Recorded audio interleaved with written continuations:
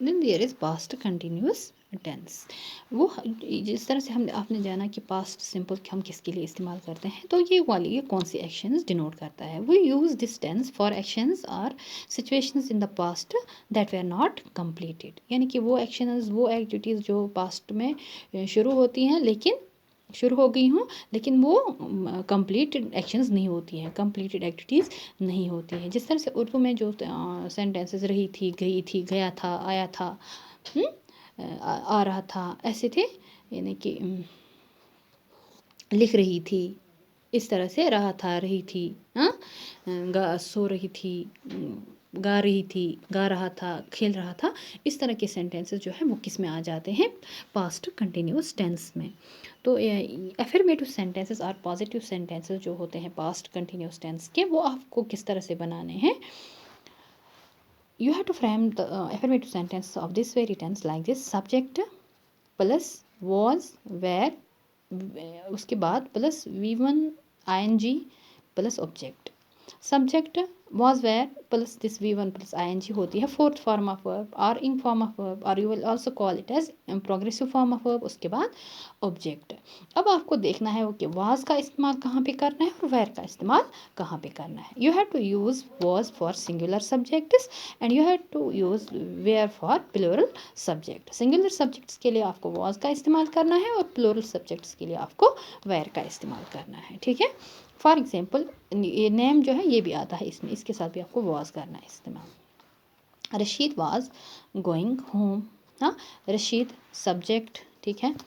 तो आपने चूँकि ये नेम है, नाउन है, इसके साथ हमने was लगाया, was। उसके बाद V1 प्लस ing गो है V1, इसके साथ ing मीन्स इट, ये बन गई fourth form of verb going home. We were laughing, ठीक है ना। वी, हाँ, क्या है ये यहाँ पे सब्जेक्ट है, इसके साथ वेर क्यों आया, क्योंकि इट्स प्लूरल सब्जेक्ट, हाँ, इसके plural subject we means first person plural. We were laughing, were क्या है ये है, उसके बाद laughing V1 plus ing fourth form of verb, हाँ।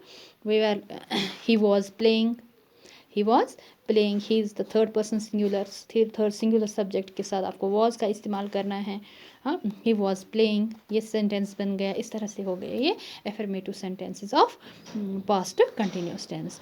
सिमिलरली यहाँ पे आपको नेगेटिव सेंटेंसेस यानी जिन सेंटेंसेस में क्या होता है, नॉट का इस्तेमाल होता है, वो सेंटेंसेस किस तरह से फ्रेम किए जाते हैं, ठीक है ना।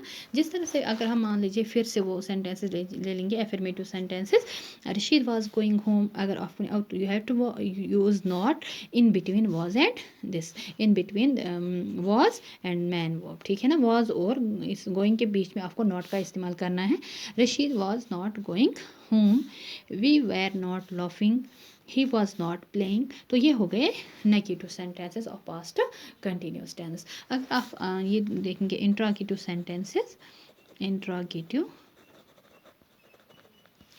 सेंटेंसेस जो है वो किस तरह से बन जाते हैं।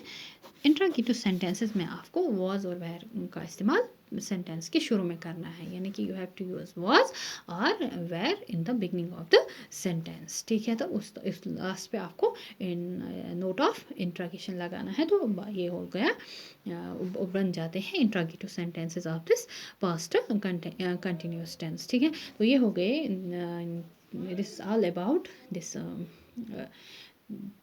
पास्ट सिंपल है, पास्ट कंटिन्यूस टेंस। तो मुझे लग रहा है कि आज के लिए ये काफ़ी है। Next lecture I will teach you past perfect and past perfect continuous इंशाल्लाह।